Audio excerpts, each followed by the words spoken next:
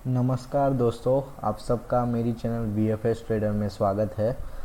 आज हम डिस्कस करेंगे inflation, deflation and consumer price index के बारे में कि आखिर ये कंज्यूमर प्राइस इंडेक्स क्या होता है और ये इतना इम्पोर्टेंट क्यों होता है।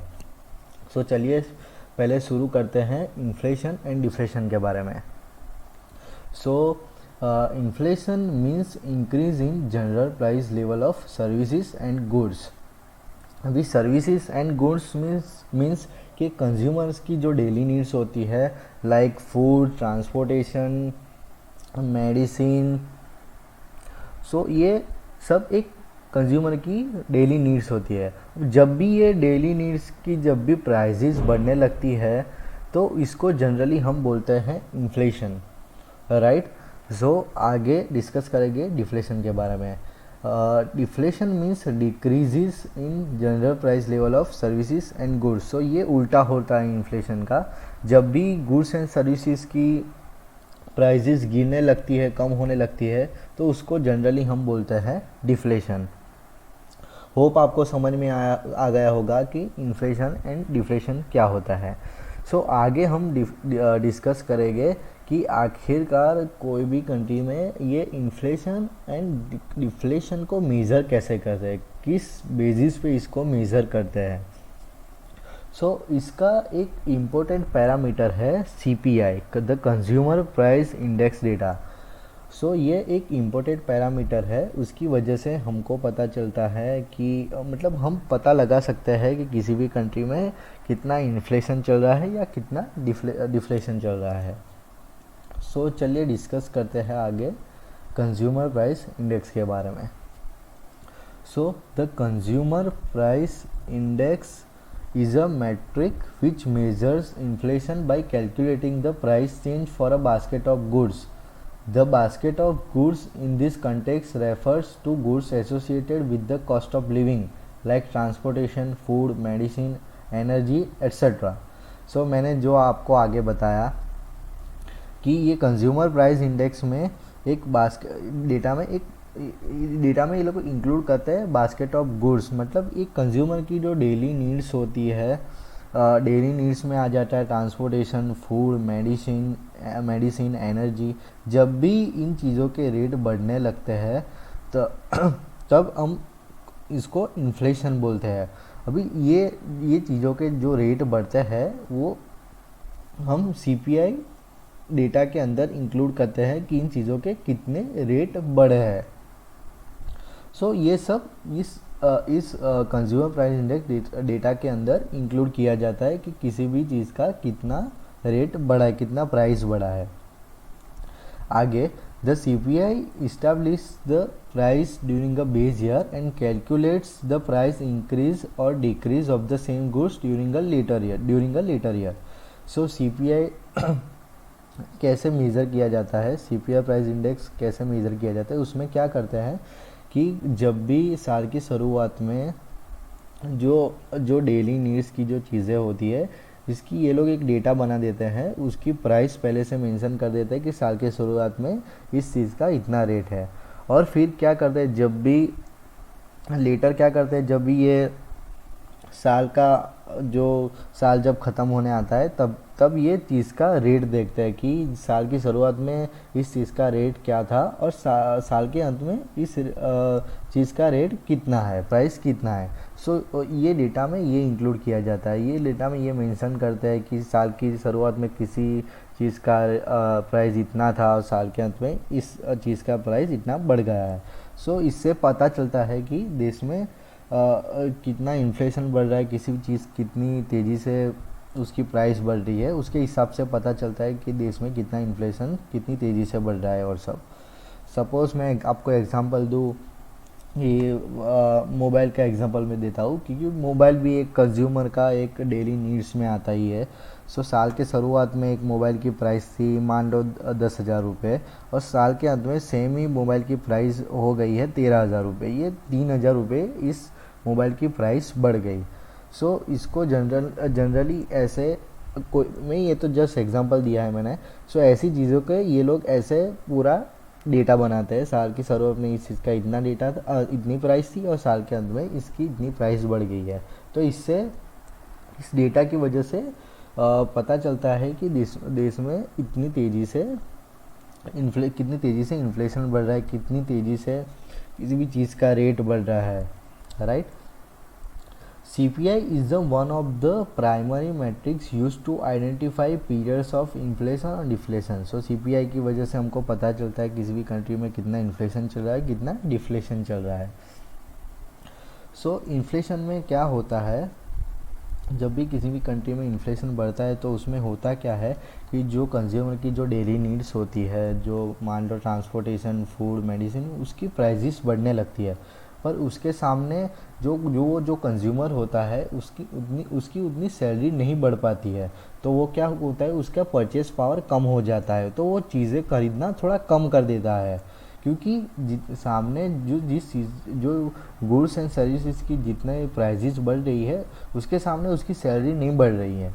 सो इससे होगा क्या कि जो भी ये ट्रांसपोर्टेशन, फूड है, वो ख़रीदना कम कर देगा धीरे धीरे, वो तो ख़रीदना कम कर देगा, तो जो बिजनेसिस होते हैं उसको धीरे धीरे उनकी चीज़ें कम बिकने लगेगी, और कम बिकने लगेगी तो उसका इम्पैक्ट इकोनॉमी पे बहुत ख़राब होता है। सो जब भी चीज़ें कम होती है तो उसका इम्पैक्ट पूरी इकोनॉमी पे पड़ता है। सो इसकी वजह से इन्फ्लेशन को कंट्रोल में लाना चाहिए। जो नॉर्मल इन्फ्लेशन का जो इन्फ्लेशन बोलते हैं किसी भी कंट्री में, वो बिटवीन 2% टू 4% के बीच में होता है। अब 4% के ऊपर बढ़ जाता है तो उसको जनरली इन्फ्लेशन बोलते हैं किसी भी कंट्री में, और 2% से गिर जाता है तो उसको डिफ्लेशन बोलते हैं। होप आपको समझ में आ गया होगा कि कंज्यूमर प्राइस इंडेक्स क्या होता है। अगर आपको कुछ भी डाउट हो तो आप मेरे को कमेंट सेक्शन में पूछ सकते हो, मैं आपके डाउट को क्लियर करूँगा। आगे डिस्कस करते हैं कंज्यूमर प्राइस इंडेक्स की कैटेगरीज के बारे में। अभी जब भी ये CPI डेटा को रिलीज़ किया जाता है तो उसको अलग अलग कैटेगरी में डिवाइड किया जाता है, हर एक चीज़ को अलग अलग कैटेगरी में रखा जाता है, तो और वो कैटेगरी का वेटेज होता है CPI डेटा में। सो इसके बारे में हम देखते हैं आगे, तो किस कैटेगरी का कितना वेटेज होता है वो हम आगे देखते हैं। सो ये CPI डेटा को इतनी कैटेगरी में डिवाइड किया जाता है और ये इनका वेटेज होता है। सो हाउसिंग का वेटेज होता है 32.5%। कॉमोडिटीज़ का वेटेज होता है 21.3%। कॉमोडिटीज़ में आता है ऑटोमोबाइल, मीन्स कि कंज्यूमर कार के पीछे कितना स्पेंड करता है, बाइक कार के पीछे, वो सब कॉमोडिटीज़ में आ जाता है।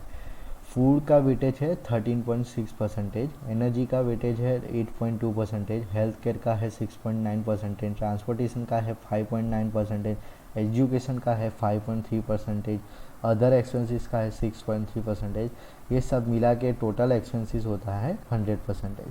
सो ये CPI डेटा को इस कैटेगरी के वाइज डिवाइड किया गया है, और इसका इतना वेटेज हो, सबसे ज़्यादा वेटेज होता है हाउसिंग का 32.5%, और सबसे कम आता है एजुकेशन का वेटेज 5.3%। होप आपको ये समझ में आ गया होगा कि कंज्यूमर प्राइस इंडेक्स क्या होता है, उसको कैसे कैटेगरी में डिवाइड किया जाता है, किसका कितना वेटेज होता है और सब। अभी हम आगे डिस्कस करते हैं कि ये CPI को कैसे यूज़ किया जाता है। So the CPI is widely used by financial market participants to gauge the inflation. जो फाइनेंशियल मैनेजर होते हैं वो लोग इस पैरामीटर का यूज़ करते हैं इन्फ्लेशन को जानने के लिए कि किसी भी कंट्री में कितना इन्फ्लेशन बढ़ रहा है, कितनी तेज़ी से बढ़ रहा है, वो जानने के लिए। एंड USA में by the Federal Reserve means federal bank इसका यूज़ करती है to calibrate its monetary policy. अभी ये मॉनेटरी पॉलिसी क्या होता है उसका मैं एक अलग से वीडियो बनाऊंगा, उसके बारे में हम बाद में डिस्कस करेंगे। Businesses and consumers also use the CPI to make informed economic decisions. Hope आपको समझ में आ गया होगा कि ये सीपीआई क्या होता है और ये इतना इम्पोर्टेंट क्यों होता है उसके बारे में आगे डिस्कस करेंगे हम सीपीआई यूएसए के सीपीआई डेटा के बारे में जो सितंबर 2022 में लास्ट रिलीज़ किया गया था। अभी यूएसए में कैसा है, वहाँ पे है यूएस ब्यूरो ऑफ लेबर जो every month CPI data release करता है देखने के लिए कि देश में कितना इन्फ्लेशन बढ़ रहा है वो देखने के लिए। सो अभी ये लास्ट मंथ में ही ये डेटा रिलीज़ किया गया था सितंबर 2022 में। सो यूएसए में इन्फ्लेशन बढ़ रहा है 0.4%। ये मोर देन एक्सपेक्टेड है डिस्पाइट द रेट हाइक्स। अभी ये रेट हाइक्स क्या है इसके बारे में मैं बाद में डिस्कस करूँगा जब मैं ये वीडियो बनाऊँगा मॉनेटरी पॉलिसी के बारे में, तब हम इसके बारे में डिस्कस करेंगे रेट हाइक्स के बारे में, राइट। सो आगे markets now expect the Fed could institute consecutive 0.75 percentage point rate hikes in November and December. So अभी यूएसए में इन्फ्लेशन 0.4% बढ़ा है, तो जो वहाँ की फेडरल बैंक है वो फिर से 0.75 पॉइंट रेट हाइक करेगी नवंबर एंड दिसंबर में भी। सो इससे क्या होगा, अगर नवंबर में फेडरल बैंक ने या अभी नवंबर में फेडरल बैंक ने 0.75 पॉइंट रेट हाइक किया तो यूएसए में फिर से एक डाउन मूव आएगा। अभी तो डाउ जोन्स अब मूव में है, वो ऊपर ही जा रहा है। अभी लास्ट 27 को आई थिंक 32,800 में क्लोज दिया था। सो अभी सेकेंड नवंबर को वहाँ पे फेडरल बैंक की मीटिंग है, वहाँ पे फिर से ये लोग डिस्कस करेंगे कि कितना रेट हाइक करना है। अगर फिर से वो लोग 0.75% रेट हाइक करते हैं तो फिर से एक डाउन मूव आएगा यूएसए मार्केट में। अगर यूएसए में डाउ जोन्स फिर से गिरना चालू कर दिया, अगर ये 0.75 रेट हाइक करेंगे तो फिर से एक डाउन मूव आएगा। अभी डाउ जोन्स अगर गिरा तो अपना निफ्टी भी गिरेगा। लेट्स देखते हैं कि सेकेंड नवंबर को फेडरल बैंक क्या करती है। अभी कुछ वो रेट हाइक कम करती है या 0.75% से ही रेट हाइक करती है, वो हम बाद में देखते हैं। होप आपको समझ में आ गया होगा कि ये कंज्यूमर प्राइस इंडेक्स क्या होता है, ये इतना इम्पोर्टेंट क्यों होता है इन्फ्लेशन और डिफ्लेशन को मेज़र करने के लिए। अगर आपको कुछ भी डाउट हो तो आप मेरे को कमेंट सेक्शन में पूछ सकते हो, मैं आपके डाउट क्लियर करूँगा। अगर आपको ये वीडियो अच्छी लगी हो तो प्लीज़ मेरी चैनल को लाइक करो, इस वीडियो को लाइक करो, मेरी चैनल को सब्सक्राइब करो। Thank you.